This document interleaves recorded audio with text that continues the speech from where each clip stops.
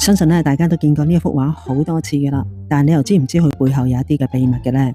呢幅畫叫做《神奈川衝浪女》，係由北齋呢一個畫家畫出嚟嘅，就係浮世繪作品嘅之一。浮世繪好多人都聽過，究竟係咩嚟嘅呢？浮世繪係日本江戶時代嘅木版畫藝術嚟嘅，意思即係話現世嘅藝術、現世嘅畫嘅記錄咗當時嘅生活啦、娛樂啦同埋風景嘅。咁佢係用木板印刷，每一種顏色就要刻一塊木板，層層疊疊嘅時候就會做咗一個好靚嘅藝術出嚟啦。咁之後仲普及俾一啲平民添。最出名嘅題材就包括畫一啲美人啦、畫一啲風景啦、歌舞啦嘅畫嘅。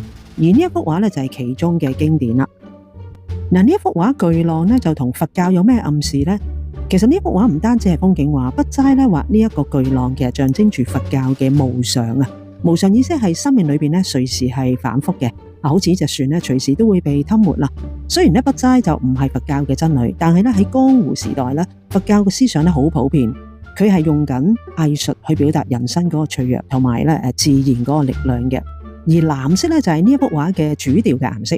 呢一個藍色就係叫做普魯士藍。喺當時嚟講日本幾乎係冇人用過呢一隻外國嘅顏料。呢一個藍色唔單止係令到成個畫面雖然係好靚啦，仲係象徵住西方文化滲入咗當時仲係好封閉嘅日本嘅。甚至有人話擁有呢一幅原版嘅作品就會有詛咒咁話。咁咩叫原版呢？原版就係指筆齋親手創作嘅時候佢木版嘅印刷作品。喺1830年代嘅製作係每一張嘅原版都係用手工嚟印刷嘅，數量就好少好少。而家現存原版非常稀有啊，通常就係收藏喺博物館啊或者係私人收藏家裏邊嘅。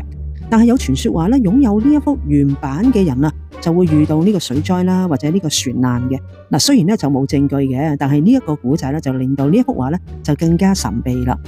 如果你中意呢一條片嘅，記住俾個 like、subscribe 同埋 follow啊！我哋仲會分享更加多名畫背後嘅秘密嘅。多謝大家。